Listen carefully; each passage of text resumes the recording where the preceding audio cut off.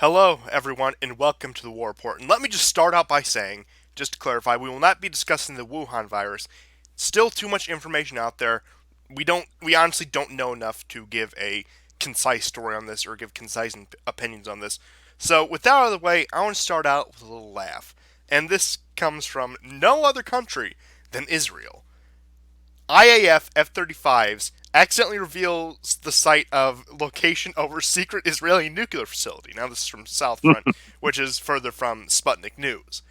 But an Israeli F-35 stealth craft is revealed the Dimona nuclear site, which is sort of the open secret of Israel. We all knew it was their nuclear site since the 60s. I mean, JFK was writing what's his name, first Prime Minister Ben Gurion letters about this exact subject. But just the sheer incompetence, and surprisingly enough, they haven't done much to cover this up. Now they haven't come out and taken responsibility or given any sort of explanation. They've just sort of let it sit, hoping it'll blow over.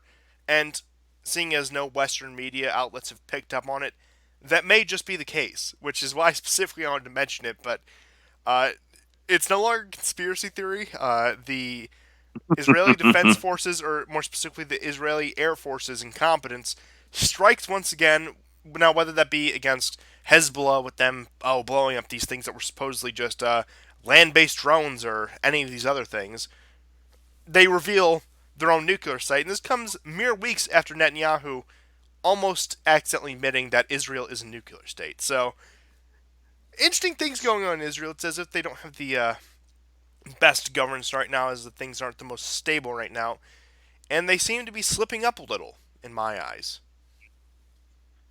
Yeah. On the other hand, there's also like you can see that Israel has had a power grab in the last few decades. It doesn't really get reprimanded the way it did before. When it bombed Palestinian settlements or stole Palestinian settlements. Generally speaking, there's just more tolerance or more fear of criticizing Israel. So yes, now we can all it's been confirmed what we always suspected. Twice. Um, twice, yes. But I'm not sure how much Israel cares at this point. I think this 10 years ago or 20 years ago, I think this would have been really big news. It's like, let's say especially 20 years ago, but I think um,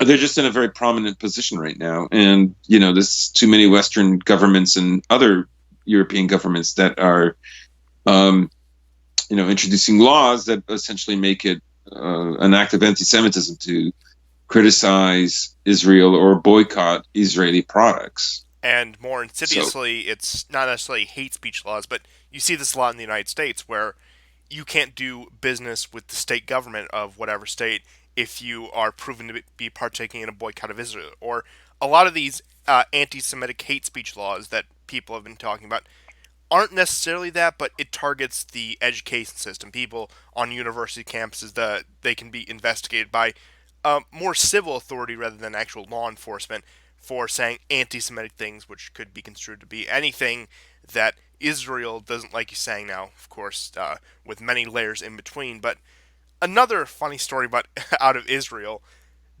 doesn't carry much weight on the surface, even though I think it does expose some things. I think you know where I'm going with this. Macron yells yes. at Israeli security to leave French church during Jerusalem visit. French president lost his temper as he says, "Know the rules at Church of St. Anne's, a French territory, incident similar to the dust up in 1996." So apparently this is not the first time. Now, the story behind this is a church from the Crusader times that is legally French territory. It's under the jurisdiction of France, which I didn't actually know until I saw the story a couple days ago. But Macron apparently got very angry when the Israeli security forces tried to follow him in without the permission of him or the French government. So I'm thinking, like, okay, on the surface, like, if it was really just that, he would have said, no, you can't come in here without my permission.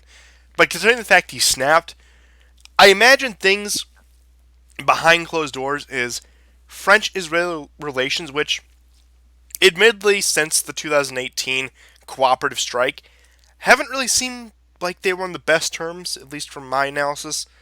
And I'm thinking this may just be a manifestation of this on a smaller, less significant scale than him yelling at Netanyahu or any government official. Right.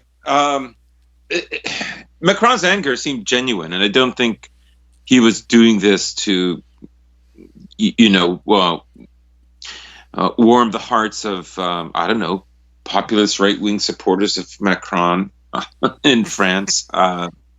So I doubted. I think he was genuinely upset that they were on French property. First of all, this is an agreement. It's legally binding, and they have done this before. Um, it's just flagrant on the part of Israel. Um, Israel would never tolerate such a thing. With let's say there's a synagogue in Paris that is considered Israeli property. I can't see the French doing the same thing. Um, it's a flex. Obviously, Israel is flexing, but they're not standing by their agreement. He seemed, like I said, he seemed very frustrated, and the security looked like doofuses, like as if they didn't know what was going on. Um, concerning the kind of show of support that he's given Israel, that he has to show up to an Auschwitz memorial as if like the world is running short of Holocaust memorials. And Yeah, they had a picture of him at the Western Wall with the yarmulke on and Yeah. all solemn, as you get with every Western leader, even non-Western leaders at this point. And then he asks for the respect this one piece of French territory here, and can't even get Yes. that. Yeah, you can't even get that. I mean, I suppose maybe the reason for it is deep down inside they know that these that the Holocaust is like a funeral, and the Western leaders are like people paid to cry at the funeral. Oh, So that why did you have to go there? Why did you have to go there? But continue. About it. Show me where I'm wrong. You're not just there's some people in the higher ups that might not be too pleased with this, but I think we're small enough to fly under the radar, so I'm Yeah, not too yeah. concerned. But still, bad optics. uh,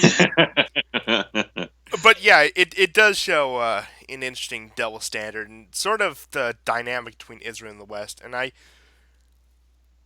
I'm at this point not surprised that it was Macron of all Western leaders that was the one who finally put his foot down because of how much of a wild card he's been on every issue.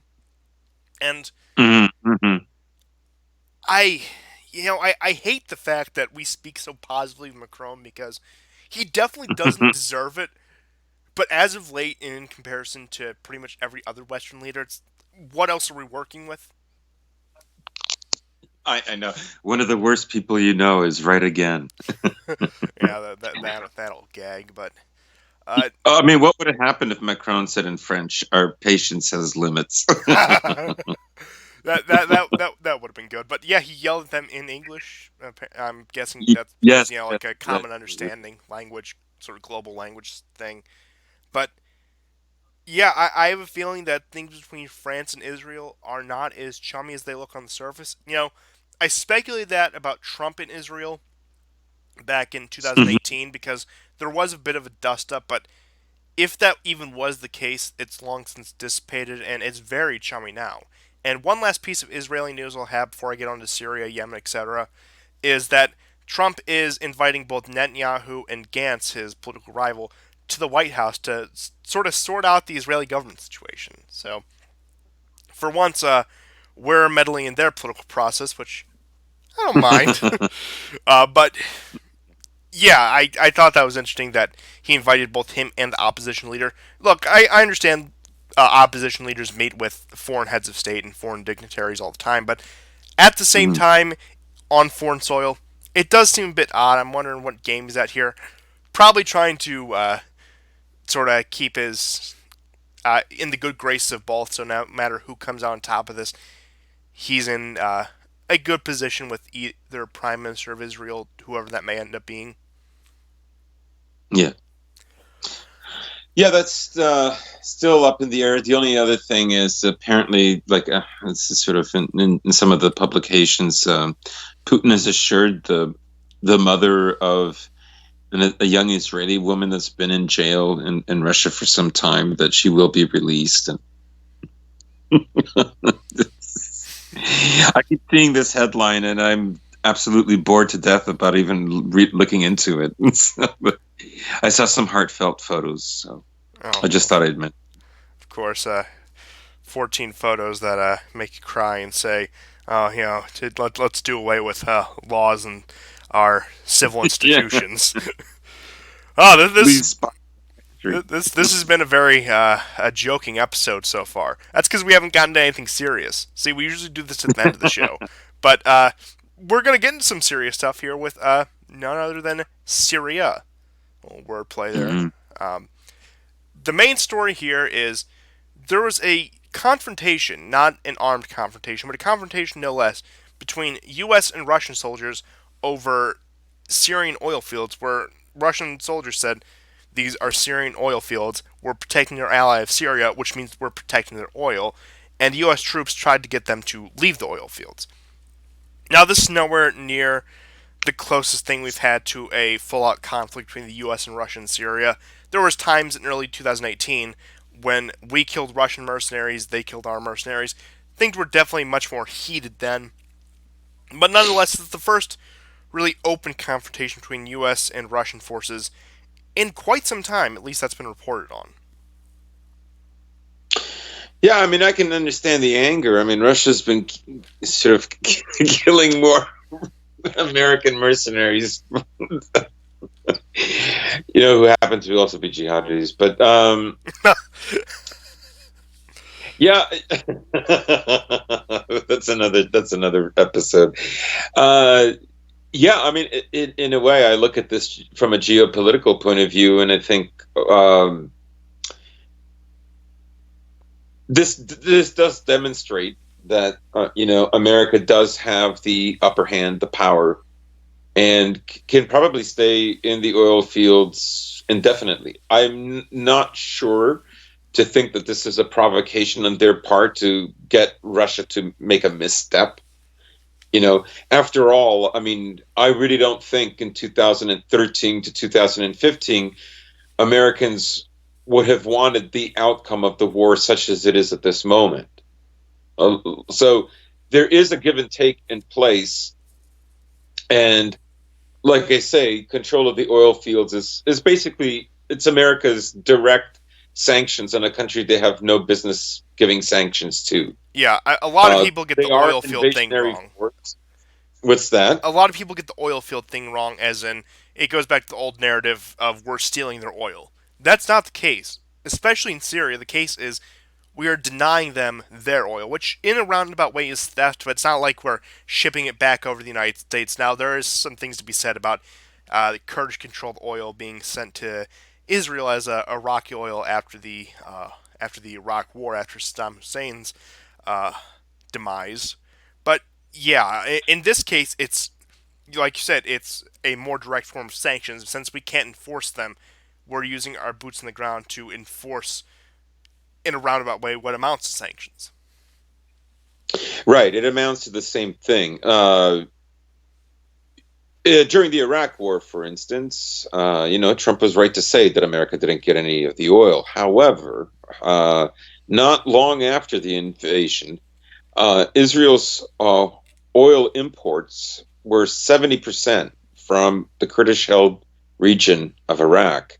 And as we touched on this in a previous show last year, about how there was an effort by Kurds and Turks to create a pipeline or some kind of delivery system of oil for Israel that would go from the Kurdish-held region of Syria into Turkey and then out for Israel. Um, that didn't come to fruition, and in a way, this is America punishing Syria. Essentially, it's punishing Syria for basically losing the war. The war's not over, and I wouldn't count things not dramatically changing. Like I say, I think that I've always maintained that America is believes it can outlast everybody, and that it will stay there and just wait for everyone else to falter, for things at home to go wrong, and so on. They're in it for the long haul. They're not. I don't believe they're going to leave. So, anyhow, yeah, I don't want to dwell too much on that. But yeah, so this is like the third incident since this whole section of the Kurdish area of Syria that Turkey has designated for patrol has happened. Now, a couple other events out in northern Syria is there were U.S. convoys patrolling around northern Syria. There were some Apache helicopters in the same position. On the Syrian-Turkish border, there was an incident of Turkish forces firing tear gas at a resistance force, which I believe were probably Kurdish. I didn't get a exact confirmation on that, but it's safe to assume. Idlib, things just keep on chugging along. Again, it has admittedly slowed down, but no major news out of there. And in southern Syria, for those of you on the map, you can see that little green dot there with the little people icons. A Mhm. group of former FSA fighters are in protest mode, so it's regressed back to where it was in 2011, where they're having their civil disobedience. Now, ultimately, this will amount to nothing because, as you can see with the Syrian opposition forces beyond Idlib in northern Syria and this little pocket they control on the Jordanian-Iraqi border, they're all but uh, defeated, I guess you could say. Yeah, I mean, the So, only thing I would add is that the casualties in Idlib are surprisingly very high, and for both sides. Very slightly higher for the rebels, but also very high for Assad's forces.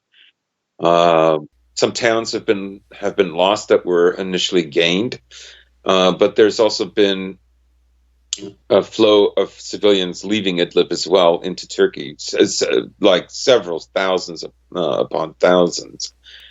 But yeah, it does seem to like. I mean, really, in retrospect, Idlib has been like an enormous tough nut to crack. It has become kind of like a jihadi Stalingrad. So well, let's hope not. But I think, let's hope not. Yeah, this good. That's right. but I think a large part of this can probably be attributed to, at least in recent weeks, is the Iranians have probably taken a bit of a back seat after their dust up with the United States. So they've probably ceased or at least rolled back operations all across the region in order to take some attention off them. Because for a while there, when we were really making progress in Idlib, when they were really making progress in Idlib, that's when the whole world was focused on the Kurds and Turkey and all these other theaters across the world, where there was virtually no media attention on Iran, which I joked about, and then almost a week later, that's where all the cameras and spotlights were. But point being is, I think it's probably the increased media attention on Iran that has led to some of the less than favorable outcomes in Idlib for the Assad government. Yeah. But that's all I have for Syria, unless you have any other stories I missed. No, other than that, I think Iran has moved part of their headquarters to Deir ez-Zor. So, but I think the major story isn't so much that, but that probably their contribution in Idlib is less than it was, and maybe taking out Soleimani was just like after America took out one of their favorite jihadis, like maybe taking out Soleimani was like only fair in order to keep the tension, in order to like Payback Well, for we Baghdadi. sacrificed one of ours. You do now. Yeah. But moving on to Syria's neighbor Lebanon, their prime minister Saad Hariri has resigned. Now, if that name sounds familiar to you, you probably remember it from when he was pretty much kidnapped by Mohammed bin Salman in late 2017, where he couldn't leave this hotel that he was staying in on an official state visit. That was part of the whole saga where half of his family was arrested and there was real cleaning of house in Saudi Arabia when everyone thought this guy was going to be he's the great reformer king Mohammed bin Salman. We can't wait until he actually comes to power before. Of course, they all turned on him over the Khashoggi thing, which don't even get me started on that. I think we've talked plenty about Khashoggi. I don't really want to revisit Hmm. that, but he has resigned amid the protests in Lebanon, which we haven't really covered at all because beyond the fact that there are protests about domestic issues, now, uh, a lot of the pro Hezbollah people say, oh, it's against Western imperialism. A lot of the anti Hezbollah people will say, oh, we're fighting back against Iranian aggression, when it's really a coalition of people from all political stripes realizing that their government is incapable of doing its job, which I think is probably common sentiment around the world. Some places worse than others, but ultimately, it's I would say a pretty broad appeal protests that again you get in these kind of countries where not only are they highly diverse, not only political opinions, but ethnicity and religion, but the fact that there are quite literally diversity quotas in their government when it comes to the president has to. I think it's the president has to be Christian, prime minister Shia Muslim, and prime minister Sunni Muslim, and head of parliament, like Speaker of the House sort of thing, Shia Muslim. It's a combination of like one of those three things that, or they rotate. But point being is, they even enforce these diversity quotas within the government.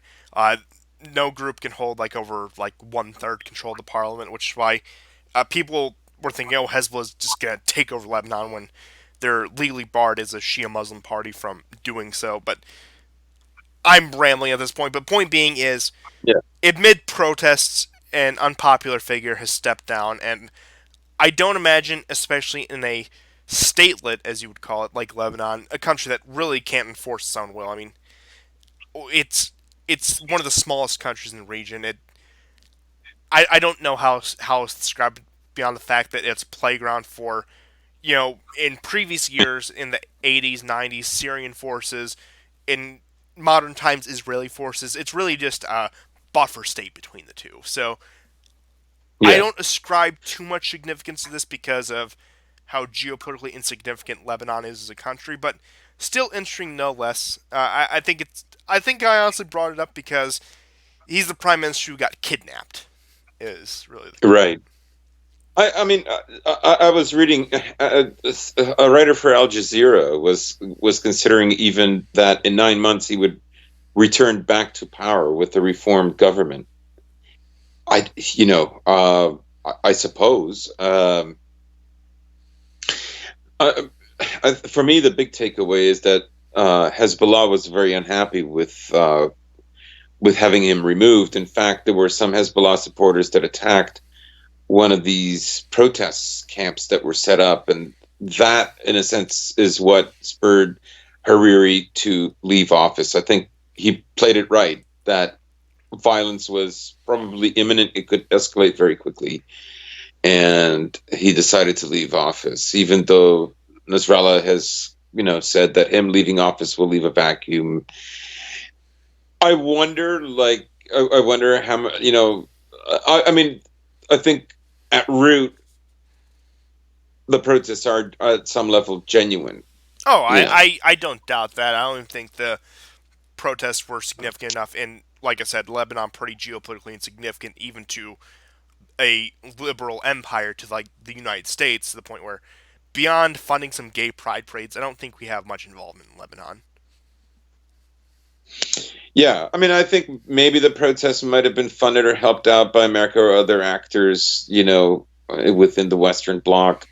It's possible, but the truth is, Lebanon's been a very divided country, and that goes through these very chaotic periods.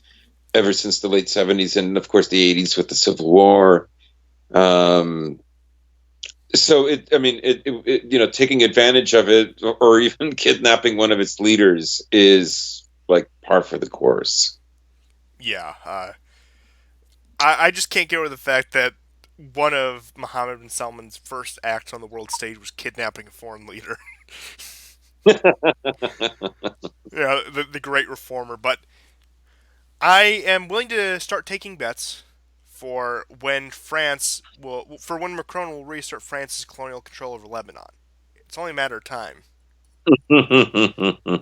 I mean, at this point, I can't think of a better solution, honestly. But yeah, I wouldn't be surprised if, in all seriousness, if France started to take a more active role in its former colonies. We've seen them do this in Africa, but again, that's getting off topic here. Let's move on to Libya right here.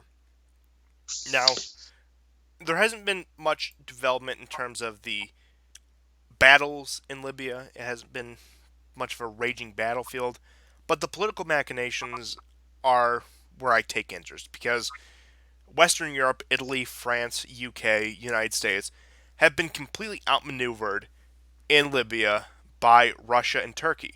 And keep in mind, Russia and Turkey are not even on the same page on the Libya issue. They're supporting two fighting factions, almost like in Syria. It is, I believe we remarked on this before, how their proxy forces can slaughter each other all across the Middle East, while they can sit down and have friendly meetings about the Turk Stream pipeline. Again, I think it illustrates the modern state of geopolitics, the fourth generation warfare, and sort of the world we live in today. But point being is, it is not surprising, but still wild, amazing to look at how absolutely outmaneuvered the West is. Even Macron, who's supporting the, I would say, so-called moderate side, alongside with Russia, with the Haftar government and the LNA, which is this big red blob right here. If you can't see the key, I know sometimes the text gets blurred on the screen, but yeah, the big red blob is the LNA, and then the GNA is this blue, and then different tribal groups control the south of Libya, and of course pockets of ISIS here and there. But even Macron, who's tried to ingratiate himself with the stabilizing force in Libya, even siding with the Russians, even siding with all these other countries like the UAE, whereas Egypt is siding with Turkey, and Turkey and Egypt don't get along. It's Libya is even more of a mess than Syria is where I'm getting at. I think we get at this a lot. I think we Yeah. say this about every time. But I just have to remark on the fact that once again, the West, specifically the United States, even though in the United States, look, I will not excuse Obama's role. I will not excuse Hillary Clinton's role in the destruction of Libya. But that was a French spearheaded project. That was what was it, Sarkozy or Hollande at that point? One of the two. I I think think it was Hollande. No, I thought it was I Sarkozy. I think that was like one of his like I think last you're right. acts in office. 2011. Yes, 2000. It was 2011. Yeah. Yeah. But point being is, you have this French American and British operation that takes out this government in Libya that's been there since the late 60s. And they get completely outmaneuvered. They're supposed to be this Arab Spring, the rising democracy. We're going to establish relationships with the new democratic Libya before it breaks down into civil war. And again, Russia was even hesitant to get involved until relatively recently. Actually, the LNA specifically requested them because of their work in Syria, and they saw how they stabilized the situation in Syria, and that's why they wanted the Russians to come in there. Turkey, again, I think it's probably just showing off in the Mediterranean, really trying to assert itself as a power to be reckoned with. But this all boils down to the fact that even Egypt, countries like Egypt, the UAE, play more of a role in the political situation in Libya than France, than Italy, which I believe, I know Italy wasn't directly involved. Now, of course, American airfields there did partake, but they're one of the less than willing, as is usually the case with interventions. Southern and Eastern Europe are usually, Poland aside, usually less on board with American interventions. Usually that triad of the U.S., UK, and France. But I'm rambling here. But even countries like the UAE and Egypt have outmaneuvered France and the United States in Libya. And as we saw last spring with the evacuation of U.S. forces, from Libya. Trump is pretty much, well, Trump, the United States as a whole, has pretty much thrown in the towel in that situation, and France is just Mhm. impotently taking the winning side. Right. I mean, um, in a way, like I don't want to simplify American geopolitics to everything is always and only about what Israel wants, but you know, Netanyahu did want uh, Libya neutralized, and of course, the West was also troubled about um, his use of his use of the the euro to buy and sell oil instead of the American dollar. Saddam Hussein also did that for about 6 months before the invasion. So I think there's a kind of a vested interest that these areas are torn apart and broken. Like I think for America and for Israel, and to a lesser degree Saudi Arabia, places like Iraq and Libya being permanently broken with private armies to extract the oil and these societies that are like destroyed is the victory. That is the victory. That is what they wanted. Yeah, I mean, because look at this map right here. If they were to try to come to a partition deal, have East Libya and West Libya, with how crazy the borders are with who controls what, they couldn't do that. Now, let me just pull up my Syria map just for reference. Let's say Syria decides to come to a deal with the Kurds and they come to a partition deal. That's a clean border that you can draw a line across. Even in Yemen, which we'll get to, and funny enough, the war in Yemen is sort of based on the previous actual split in Yemen that was throughout the second half of the 20th century, playing into some of the Cold War politics. But Libya, Iraq, you cannot draw those straight lines. I'm not even saying these countries should be partitioned, but even if you wanted to try to do it, they couldn't. Mm. But that's all I had to say about Libya. More about the broader situation than anything actually going on in the ground down in that country. But I'm curious to see how Russia and Turkey, since they have expressed willingness to cooperate on the issue despite taking opposite sides. So I'm wondering if they'll actually be able to come to a peace deal. I think it'll probably be easier than Syria because they both have much less vested interest in the country. I'm not saying there's none, but of course much less. And yeah, it's something definitely to keep your eye on. If some by some miracle peace or a relative peace breaks out in Libya, it'll probably be due to these new maneuvers and again doing what the West either could not or more likely was not willing to do. Right. I mean, I think um, I think Turkey, for instance, France and Russia have a more vested interest in Libya returning back to a more normal society. Um, of course, there's the issue of migrant boats. Like the numbers are smaller, and other routes have been found, but Libya still represents this bridgehead into Europe of all sorts of economic migrants coming in, and we know that there is a push towards the right in reaction to this. So, there's a vested interest with various Europeans, and maybe this is why, at least with Libya, I can't say the same thing about Syria, but at least with Libya, this is why I think Putin and Erdogan can, ironically, have discussions and meetings about the fate of Libya and have, their own backed forces fighting each other. Um, because maybe ultimately it will be about what new Libya comes out of it. I don't know how that's going to happen, especially because Gaddafi was such a charismatic leader. There's simply no one right now that I think could unify the country. So it's a long way off. However, I do think that France and Turkey, especially, whatever side they're backing, They have their reasons for it, but ultimately they want Libya to be a stable country again. Yes, as I would say, yeah, the main actors there want Libya to be a stable country. Whether that even be Egypt and Saudi Arabia in this case, which is surprising to say, but and the United States, which is probably the only United States and the UK, which UK hasn't really been involved since the initial removal of Gaddafi, but the United States, which would more or less probably want Libya destabilized, has pretty much thrown in the towel. As we said last spring, they evacuated the country. Uh, Hmm. but moving on to Yemen, just to pick up the last major Middle Eastern battlefield here, you can see actually the Houthi forces. They've made some gains. Things haven't been too hot in Yemen lately, but I figured it's been too long since we last addressed it. But I mean, you can look at the map. The forces have really they're pushing even further south. The Al Qaeda groups are admittedly much less.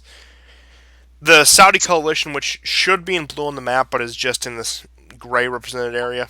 Again, things haven't shifted much, and I actually saw today a compilation throughout 2019 of all the times that the Houthis pretty much routed Saudi forces or dealt them embarrassing defeats. So things are still chugging on along in Libya as much as people ignore it. And it goes back to our old friend Khashoggi. The only thing that got the Western media caring about what was happening in Yemen was when they turned against Saudi Arabia because they liquidated a CIA asset.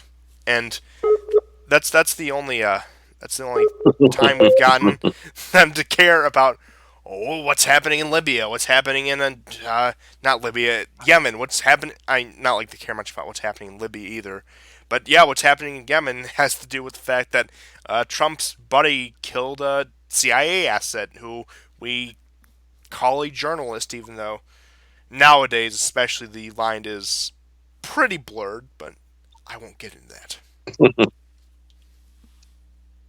Yeah, I think most of our listeners know what we think about journalism and journalists today. We love and respect them. That's right. Please, no docs.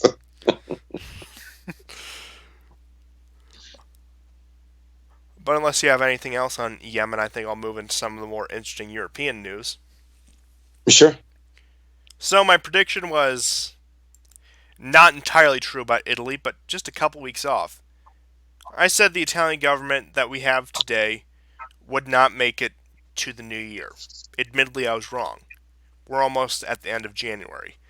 But it seems, based on recent regional elections in northern Italy and some defections from the Five Star Party, that the Italian government is on the brink of collapse yet again. I know that's not really a shocking headline. It's something you see every couple of years or so. I think this newly elected government, if this actually does go to election, which I'm almost certain it will be the 71st government since the end of World War II. So let that sink in. But Di Maio, who is the current foreign minister, played a role in. He was used to be deputy prime minister under the five-star Lega government, co-deputy prime minister with Salvini, who has since been kicked out of the government. But he may be making his comeback, as we'll get into. He has resigned as party leader, and there's been speculation that both the Five Star Party and the Democratic Party will be dissolved. You have members of the Democratic Party defecting to more left wing parties. You've had two or three Five Star members leave to join the Lega Party, Five Star actual members of the legislature. So things are falling apart, and I think they've lost their ability to govern according to Italian law. I don't think they meet that majority. And if things were to go to election today, if we were to believe the polls, which I mainly get from Europe Elects, they're a pretty good aggregator of all these, Lega and the FDI could conceivably form a government. Now, keep in mind, this is coming from Salvini, who was deputy prime minister, who had the Italian ports closed for upwards of a year until he was kicked out. I mean, during the late summer, the Italian ports opened. Now, admittedly, it wasn't like the opening of a floodgate a lot of people feared would be, fortunately, But the man still kept them close. He kept the migrants out of not only Italy but all of Europe. Built friendships with Orban, with Putin, with the Polish government. And this man was making inroads all across Europe with Le Pen during the European parliamentary elections, if you recall. And this may be his time to shine. It may be his comeback. Now, again, he's had his misgivings. He's done some dumb things. He's taken some risks. You could say the reason the coalition fell apart is because he got too uppity. He thought he could force an election when it ended up they couldn't. Now, admittedly, Five Star joining with their longtime rival party to deprive Salvini of a government position was a bit surprising, but still, it was always a possibility. And I know some people will say Salvini, he's too cozy with the Zionists, he's too pro-Israel, or all these other political flaws. Now, number one, when I see continental European leaders, at least, go to Israel, it's not the same groveling I see from Anglosphere leaders. It's not the same level of cooperation. I think we've gone into this before. Now, Western Europe Yeah. in general, yeah, okay, there's room for concern, but with a secondary power, and calling them a secondary power is a bit of a stretch. I doubt you're going to see Italian troops toppling the Syrian government, for example. I doubt they're going to be overthrowing Assad, especially considering the fact one of the Italian government's big accomplishments when they had the coalition, even the Polish government was part of this. They were negotiating with Syrian government officials to relocate refugees. So, I mean, that's already going behind Israel's back. On that note, negotiating with the Syrian government for anything. Yeah, again, Right. I think people read too much into this. Now, okay, it's concerned, you can criticize him, but, well, number one, I don't think any of us here, I know you am, I'm not at least yet, Italian citizens. We may have some in the audience. In that case, okay, feel free to criticize him, but if I were in your position, I would still support him. I think there's definitely a lot more pros than cons. I think he's definitely much less susceptible to corruption than a lot of Anglosphere populist leaders. But that's my own personal assessment of the situation. And I don't see any way this doesn't lead to new elections. Right. To what you were saying, which I thought you made some great points. I'd like to add that, especially with, say, Italy and Eastern European countries, we're all seeing the kind of, as I said earlier, paid actors at a funeral. In Israel right now, there's a kind of groveling, and it's very over the top. However, I think what people miss in the equation is that Italy's culture and many Eastern Europeans' culture is opposed to Israel, and or they're not crazy about it, or it doesn't mean what it means, say, in America.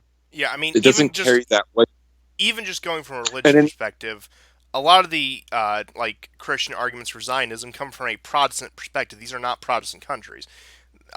That's right. So That's right. There's That's that. very And important. funny enough, actually, a lot of the support for Israel there comes from the more liberal wings of their political sphere. Well, yeah, obviously, because the more liberal section of Italian politics or any other Eastern European politics is, of course, more embedded with what I would call the Western Bloc that includes Israel as well. So, yeah, the culture itself is what prevents it more so than what a state actor or state leader can do. So yeah, I would take this. I would take maybe what Salvini does with a grain of salt. I mean, I think any red-blooded European, of course, doesn't want to see this. Goodness knows we have enough memorials and remembrances for the Holocaust. It doesn't need to become this fixture 24/7 that's always part of political dialogue or any kind of civil dialogue or in academia. The society is saturated with it, and But yes, as you point out, it's the culture. I believe it's the culture itself much more than the leaders. Literally, the people are also what keeps them in check. Yeah, I mean, The attitudes on the ground is like literally what keeps them from going over the top, and it's more of a show than anything else. They're not going to find the kind of support that they receive from America and from Britain, or yeah. even Canada for that matter. And a lot of it actually reminds me of, this isn't a criticism directed at really anyone I know, but things I've seen on social media, on YouTube, whatever. It's almost the equivalent of Trump meeting with Putin in Helsinki means that they're in cahoots on everything, that they're automatically just so deeply connected when they have one summit. It seems like that kind of logic. They met with each other one time. They did a cheesy photo op with a handshake in front of some significant site in Israel. He must be controlled by them. Now, again, like you look at U.S. politics, you look at British politics. They definitely have much more influence there. Things that you can prove beyond cheesy photo ops. If Trump was going over to Jerusalem and shaking Netanyahu's hand and visiting the Western Wall, that's one thing. But when you see his foreign policy in the Middle East, now, admittedly, he's been more constrained than I would have expected him to be. We're not in war in Syria. We're not in war in Iran. Look, there's things to criticize him on because of his actual actions. Him, again, doing some cheesy photo ops and press conferences and normal diplomatic functions is not something to criticize a leader on. Now you can say, I don't like that country, I don't like that particular leader. God knows I feel that way when I see Trump visit Israel and Saudi Arabia. But it's not a reason to write a leader off. It's not like, again, I doubt we'll see Italy giving $3.8 billion a year to Israel or sending troops into Syria or Iran to protect Israeli interests. It's a much different case. Right, and of course there just isn't the popular support for it. It just doesn't exist, and they're well aware of this. Um, they want maybe basic compliance, and I think a lot of it is also like on the dissident right for the last few years is a kind of litmus test, and the litmus test is like I mean, it's nearly impossible to pass. There cannot be one photo,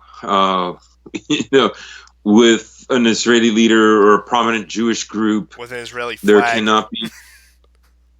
Right, there can't be one a trade agreement or any kind of agreement on a geopolitical level.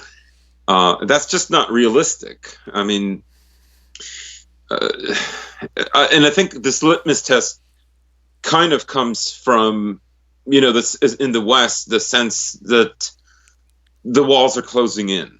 I think people feel cornered, and so they're looking for examples that have of leaders who are the least possibly compromised, or the least possible that will negotiate with said enemies of their country.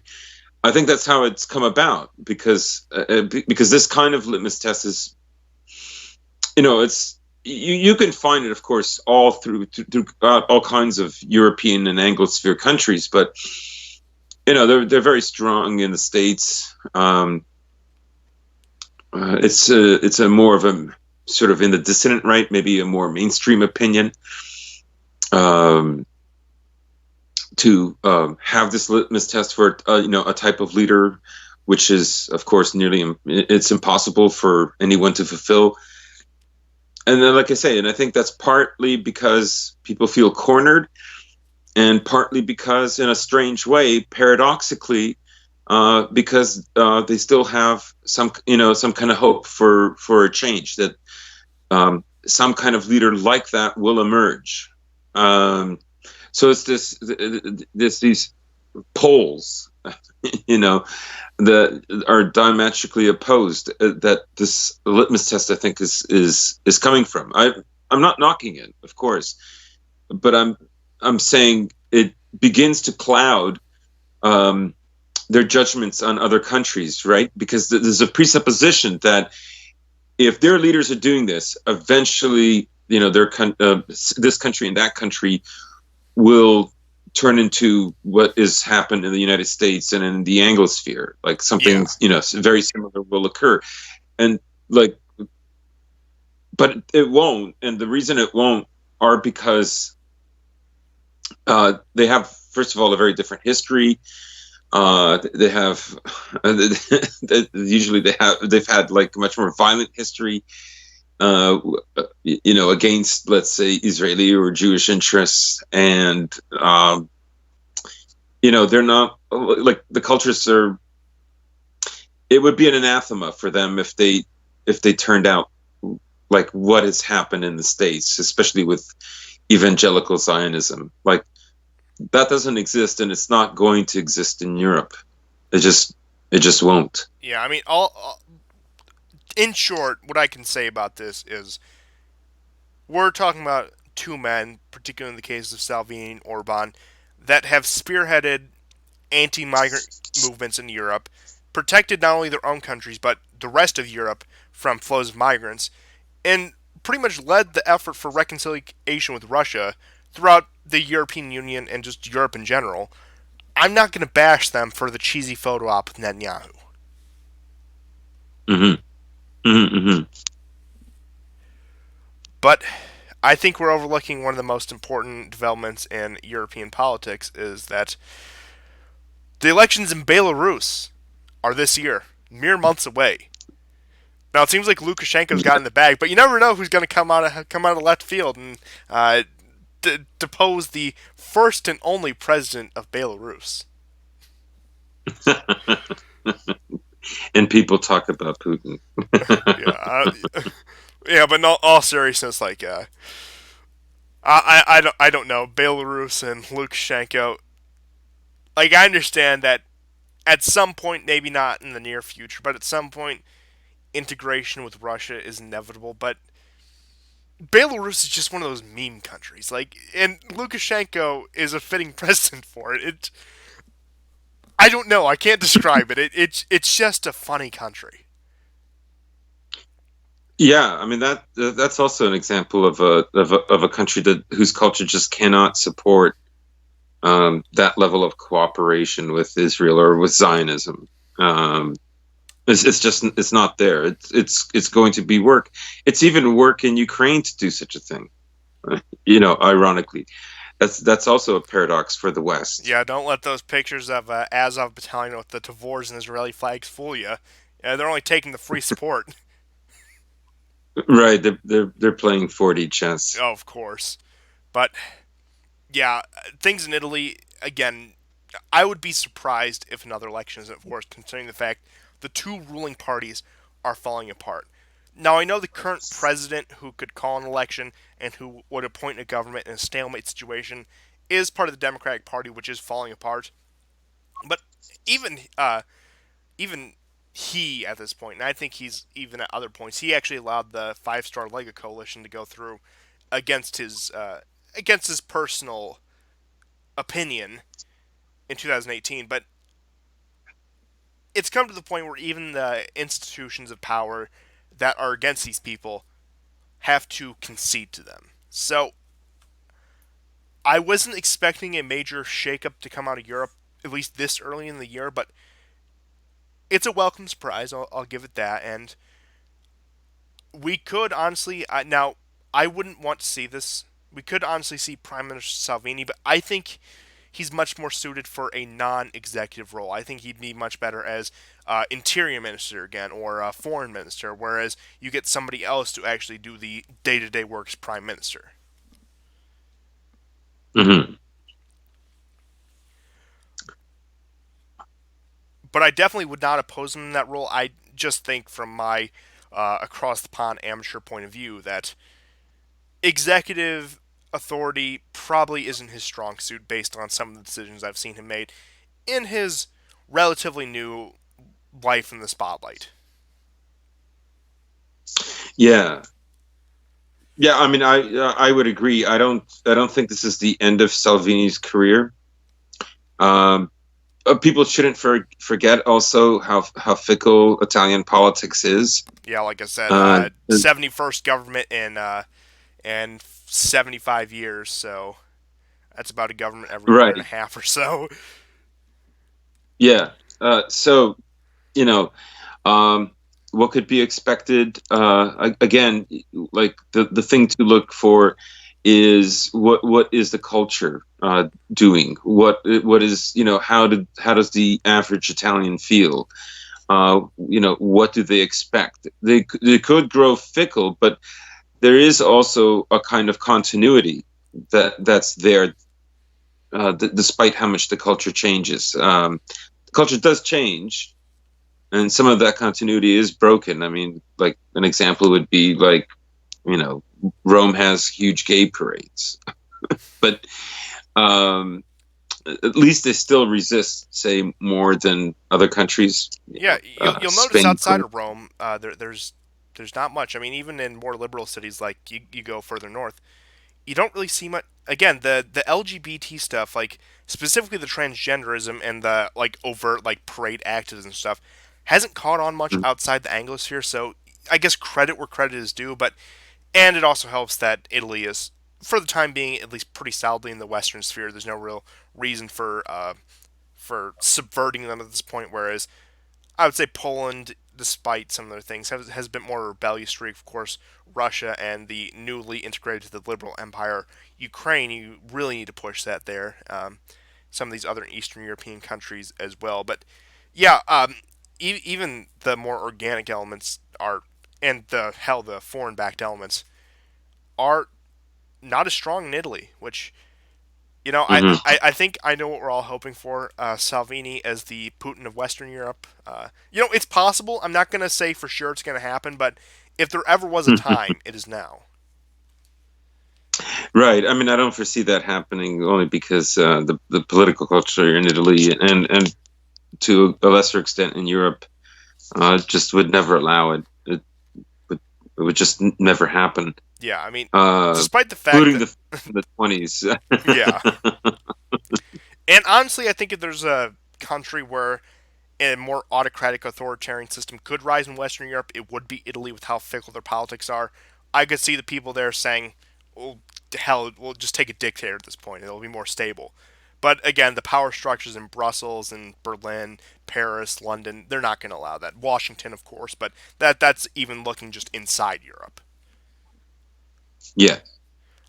But yeah, I mean, maybe we're on the road for an Italian Yeltsin, which I think that's most Italian leaders. But I digress on that note. Uh, I mean, Russia, boo-hoo! Like that's the typical leader, just a couple 100 miles away. But I kid. Um, but it will be interesting to see if Russia's experiment with illiberal republicanism or illiberal democracy, whatever we're calling it. Again, we've predicted it may have ripple effects in Europe, especially Eastern Europe. It would be interesting to see if a country with the political culture such as Italy's, if that could resonate there. Now, I personally think it could, but again, it's way too early to even assess this. Yeah, like I say, I agree. I wouldn't want to even begin guessing what's going to happen next. I mean, the important thing to remember is that there is a movement right now. It is happening, however small. Um, we have reached an Overton window. This is true. Like there are things that are being discussed right now that 5 years ago you could not discuss them, and yeah, so I think that's something to think about. Um, and look, we should look more long range about these things. Um, the victories aren't going to happen that quickly, and yeah. Now, one thing I will actually predict is Italy is due for an election soon, which will see a right wing coalition return to power. Hmm. That's as far as I'll go. Now, in terms of how successful that coalition will be, what they'll do, how that'll play in the broader European political sphere, I'm not going to go that far. But the thing I'm going to say for sure is what I just said: that a right wing coalition, a right wing anti migrant coalition, will take power in Italy in the coming months. Yes. And that's all I have for Italy in particular. Now, Europe has been pretty calm. We've covered some of the Macron dust up with Israeli authorities. Germany, not much out of there beyond, again, economic slowdown, which we've covered. Of course, we covered the ever important Belarusian elections. We Look, I'm saying that's probably the most important story this week. If you take anything away from this episode, is that Lukashenko is stable and as secure as he looks. Nothing is guaranteed. We could lose Lukashenko. Now that would be a shame. But in all seriousness, it seems like a week out from Russia's announced constitutional reforms. In terms of the cabinet, in terms of what's happened so far, there's been really no radical change. Now, that's not to say it won't come. That's not to say there won't be a major shakeup. But as politics is in that part of the world, things usually don't happen that rapidly. It's not like a European democracy where, like, again, for example, if Trump's entire cabinet resigned, people would be freaking out. If that happened in the UK or France or any Western European country, it would be rightly so front page news. But Russia, again, it was surprising. It was unexpected by many people. But the ripple effects have been pretty calm. It seems like it hasn't caused much political outrage in Russia. Not that their population is really one to take the street in the first place. For I'll leave you to speculate the reasons on that. Whether you think that they're just afraid at gunpoint, or whether they're just a relatively, I would say, apolitical people who don't particularly get involved in politics until politics becomes involved with them. Which again, that's speculation. We could go into another place, another time. But so far, it seems like there's been no major pushback to the constitutional reforms. Of course, they are far from being implemented or even approved by any body, but it seems like the cabinet just keeps on chugging along. I'm not sure if the Matushkin has been officially appointed prime minister yet. I'm not sure if there's been any official appointments or whether it's just these sort of holdover figures in power right now. But so far, not much out of there. But again, give it a few weeks, give it a few months, we'll probably see some more changes, more things announced out of it. But things, yeah, are relatively calm. And one of my biggest fears, at least so far, has been dispelled, that this would create sort of a power vacuum that allows more liberal influence into the country. But look, I'm not counting that out since it's still so new. But so far, we haven't seen that. We haven't seen any agitation towards that. No Western media or politicians have talked about, oh, it's so great that Putin's government is on decline, collapsing, as they usually do with these kind of things. Wherever there's a 0.1% economic downturn in Russia, we hear that narrative. But at a time when their entire government is being restructured, we don't hear that. So make of that what you will. Mm-hmm. Yeah, I mean, a lot of Western press is saying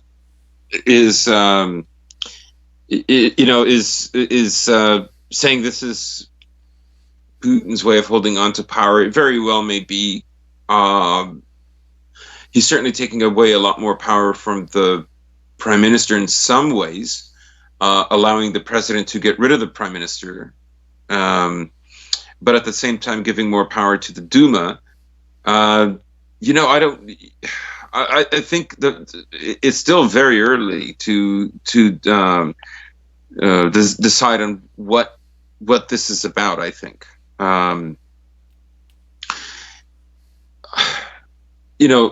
people have said, "Why is he doing it now?" I mean, when was he supposed to do it? Some people were thinking he would do this. He would have done this 5 years ago. But I think things such as the war, I think, makes that impossible for such a radical change, and for what was happening in Ukraine and Crimea. That I don't think so. I think, in a way, Putin has found like his footing again after those two events, and it will be interesting to see where the country goes. I do think, though, we're going to see more protests in Russia. The press is eager to say that the economy is stagnating, but they always say the economy is stagnating.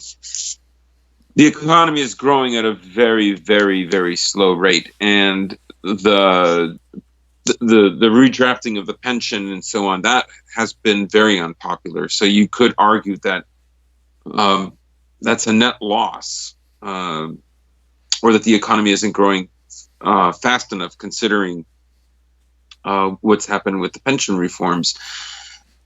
So I think, these next 4 years, honestly, could be in Russia could be more destabilizing. It's a possibility.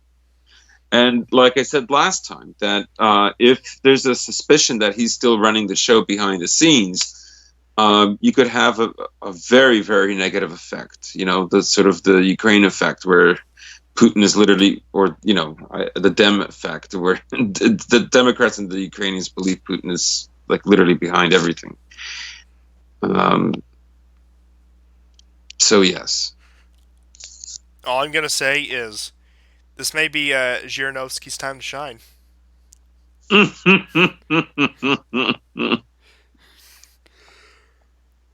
That man is something else. But in all seriousness, I will say, yeah, there's room for definitely destabilization in Russia, but just to dispel some of the narratives preemptively, Navalny, the Russian liberals are not the forefront of opposition to Putin in Russia.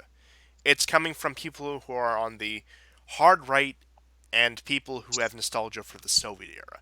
That's your two main blocks of opposition in Russia. Despite the fact that the Liberal Democratic Party is called the Liberal Democratic Party, do not be fooled by the name. Even though I appreciate the irony of the name, however, that's actually Zhirinovsky's party. Just to tie that back together. But yeah, if anything is going to come out of this, barring any major Western meddling, which of course there always be an element of, there's always be an element that can be curtailed as well by internal security. I would expect something more hardline than Putin to replace him if there's going to be upheaval. Yeah. One would hope so. Hot takes from the war report.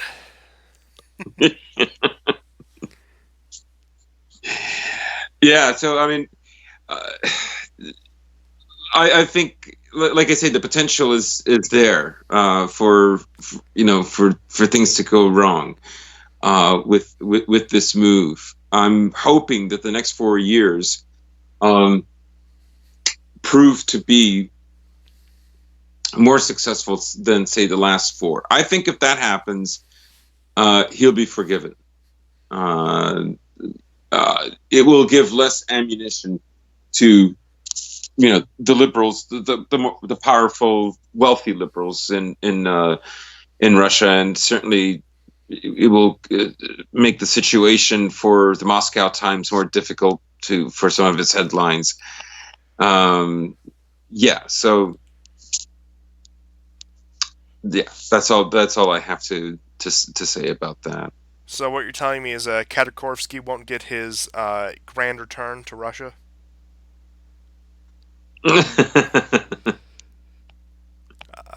For those of you not in the know, he is one of Russia's most infamous Yeah. liberal oligarchs who has been in exile ever since Putin has been in power. And he's one of the main agitators, very friendly with Soros. He's one of the main agitators in Western media through various groups he funds against Russia. A lot of the heavy anti-Russian narratives you hear, he's pretty heavily involved. And now this, of course, goes back to some of the Steele dossier stuff, which I don't even want to get into. But point being, it seems like almost every major anti-Russian push in the West in the past 20 years has some ties to him in some way, shape, or form. Hmm. But to close it out, Yeah, yeah. Him and Kasparov are literally Kasparov's more of a they're, mouthpiece than anything. I don't think he's out funding those groups, but yeah, point stands.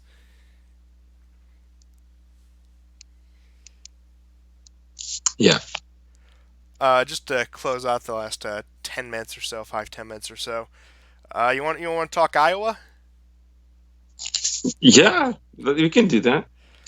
So we are about a week and a half from the Iowa caucus. That will be on Monday, February 3rd, and that will be the official beginning of the 2020 election season. We'll see where things stack up. Now, polling, of course, has been all over the place. Nationally, Biden's on top. You go to Iowa, you see various polls. For a while there, Buttigieg was in the lead, or however you pronounce his name, and it's shifted mainly between the top three, which are uh, Biden, Warren, and Sanders. Of course, with the dust up between Sanders and Warren over what pretty much amounts to minutia. Biden is standing there with his senile smile, pretty much raking in the victory of this, which who can blame it at this point? But I I think it's a bit wild that already we're so close to the beginning of the 2020 political season, and uh, I'm not going to make any official predictions for Iowa, but I'm leaning towards Biden, giving the demographics, they giving who will be the voters. Like an Iowa Democrat, somebody who's going to be now. Granted, the caucuses are different than primaries. It's like an entire convention hall where people like the aye, nay sort of thing rather than an actual ballot box. But beyond that, but the way I see someone who'd be your average Democrat in Iowa is going to be someone who probably lives in a rural area, works a union job. Biden is probably the most likely candidate of that. Like, I don't see Warren. I don't see Sanders appealing to those. They're more geared towards the younger crowd, the crowd that cares about a lot of the social issues, especially I would say in Warren's case. Buttigieg, he benefited there for a while just by being the guy in fourth place who doesn't look completely stupid. Now, of course, Bloomberg and Steyer have kind of sort of filled that role. We could get into that, but nonetheless, again, I'm not going to make any official predictions. At least, maybe next week, maybe as we're like half week out from it, I will. But right now, I'm leaning towards crazy old senile Joe. Yeah, but we shouldn't also forget that that in New Hampshire, it looks like uh,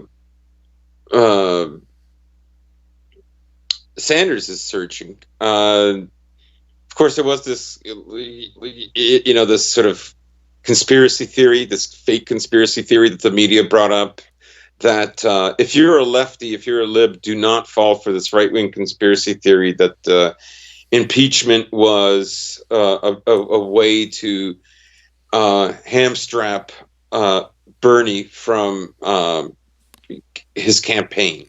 I mean, this is pretty ridiculous. Obviously, it was people within his group that were already tweeting this, and right-wing groups picked up on it because parts of the dissident right have a small soft spot, for Bernie, for like some of his social policies. I suppose in a similar way to Yang, and I think going forward, like I think Bernie's popularity or let's say Bernie's position isn't going to go away because we're witnessing this shift in demographics. We're witnessing more internal division. Lebanon with these ethnic quotas. I mean, our country is going to be great. Have That you might ever be a imagined future. Lebanon as a world superpower? But I mean, these quotas, these ways of keeping the peace, and in many ways, socialized healthcare and so on are ways to bring up the sense of contentment and safety and security of the populace, divided as it is along class and ethnic backgrounds and racial backgrounds and so on. So I don't think that message is going to go away. I think that's going to play a much more prominent role. And I think the sort of Hillary, more conservative elements of the Democratic Party, and of course the boomer Republicans and the libertarians will whine about this. It's theft. But the reality is, this is an enormous country, a very large country, the most powerful country, and it's also an empire. And I don't believe they're not going to risk a civil war. They will put all their effort in avoiding that. And I think they're not going to risk a yellow vests. Let's be clear about that. Yeah, absolutely not. Right. I mean, I think America's too divided to even have something like that. Um, but you could see a kind of alignment, let's say, along class. But again, the last 5 to 10 years, the racial divisions in the U.S. are much greater, and I just, there would be a squabbling about whose race is suffering the most in this class struggle, and it just never ends. So that's why I think certain social welfare programs will have to increase because as much as Trump in some ways has improved the economy, he's added 6 million new jobs and so on. A lot of those jobs are just barely above minimum wage. Yeah, it's Uber Um, drivers and McDonald's jobs. Like, yeah, they're like not. nothing wrong with Yeah, honest work, but it's not something you can support a family on. that's right. So so some of that pressure is going to have to be taken off because that will increase divisions and animosity within ethnic lines. So that's where I see that. Now Biden, like, honestly, I think there is support for Biden in a kind of never Trump angle. um I still wouldn't count Hillary out of it. I would wait for the summer for a big announcement, especially if there's a quote unquote crisis. Obama, of course, is set to speak against. He's apparently very worried about Sanders having the possibility of winning the presidency, essentially. And I mean, so maybe Obama really is a conservative. Wait, hear me But out. but Hear me out. mm, Obama as the American Brezhnev, Trump as the American Gorbachev, and Biden as the American Yeltsin. I love I think we've pieced the puzzle together. That's how things are going to go. And what comes it. after that, I don't think we're in the position to get an American Putin, unfortunately. That's right. I think our Yeltsin might actually finish the job. Yeah, yeah. Plot twist. Especially if Putin flips loyalties and gets Biden elected, then it will really be a parallel. This I would like to see. Uh, No, no, that would be. I mean, that's one of the reasons why I like my account in the summer was like this, Biden account before it got nuked. I still had in my bio no more malarkey. no I malarkey. just no malarkey. But I mean, I do think there is an element. I honestly, I can't see Biden defeating Trump. Um, Well, I think his biggest stumbling anything, block is his senility and age, and then add that with whatever running mate. Of course, that would be like a Warren or a Kamala Harris. The party would stick him with, and I think it would be the John McCain effect, where you're going to elect someone this old with a dunce of a running mate. Not a good combination. yeah. But did you want to add anything about Biden Uh, in the Iowa caucus? Other than the fact that I think he's sort of going to win by default unless Bloomberg or Buttigieg can put together a winning coalition, which I don't see happening now. Maybe as we get Hmm. into New Hampshire and some of these other states like South Carolina, I think that'll probably benefit someone like Bernie. But the way I see it going, just as a broad prediction, months out, I could see this DNC being a contested convention, being actually decided by the convention and not the voters. Yeah, Which I mean that's gonna be like it's gonna be like 1968 where they're just throwing punch at each other. Probably not that heated now. I wouldn't be surprised if it got there, but granted, I'm not expecting it either. But things will be tense if the convention, the super delegates, have to create the ticket rather than the voters. I mean, because you look at it, Trump going in had it bagged down. Hillary, through some dubious means, of course, 2016 Democratic primaries were pretty dirty. We could get in some of the WikiLeaks emails, but Mhm. granted, it's not 2016 anymore. I think everyone knows what we're talking about at this point. But pretty much every convention for the past 50 or so years has been stable. You're going in with a clear winner, and it's just more of a formality for them to give their election speech saying, "Thank you for the nomination. I'm going to lead our party to victory. This is my platform," and campaign slogan at the end. That's what the 2016 convention was like, which, funny enough, people were expecting, oh, Trump's going to cause all this violence in Cleveland, which, funny enough, living in Cleveland, I actually went up there for a day. I actually have T-shirts to this day still about that says I survived the 2016 RNC. I haven't broken it out Mhm. in a while. It hasn't been relevant, of course, in 4 years. But that aside, that people are expecting, oh, the RNC was going to be violent. I think if we're going to see any political violence in the upcoming future, look at Milwaukee, look at the 2020 DNC, because again, especially if no clear winner is going into the convention, it's going to get messy. You're right. What do you think? If Biden wins Iowa, he looks like he will. He's leading Bernie by 4%.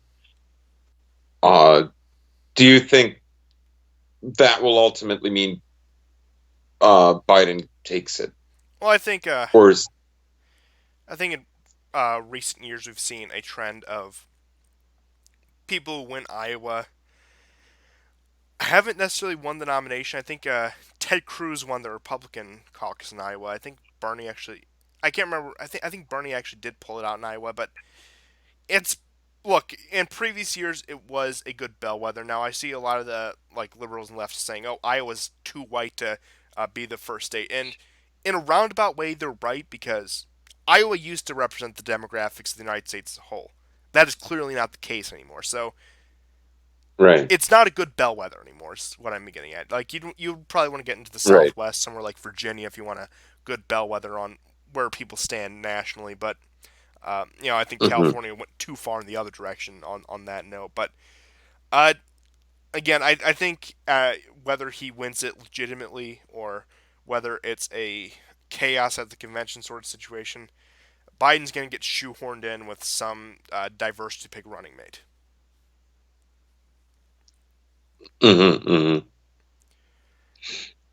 And I suppose we could speculate on the fact: will Biden survive the campaign trail, or will he? I mean, hell, Bernie Sanders was the one who had a heart attack of all people. So that's I mean, he's since recovered. You haven't heard much about his health issues since, and he seemed in No. relatively decent shape from what I've seen. But I mean, I think it's more about Biden's mental health at this point. Compared to the stress of campaigning in office, I think that'll be his undoing because honestly, I think if Biden was still of clear mind and maybe a few years younger, Trump might actually be going in for an uphill battle. It might actually be a challenge for him to win this election. But going up against a senile Biden who will be 78 by election day, I'm not too concerned for Trump's prospects in that case. Yeah. Oh, Yeah. but I would those debates agree. will be something if it comes to that.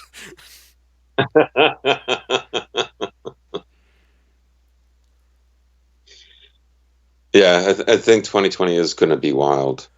Yeah, I mean, it's gonna be like I would say it can be like a dark parody of 2016 where, it's funny, it's fun to watch, but in a more depressing way. Yeah, it's just like 2016, but much darker.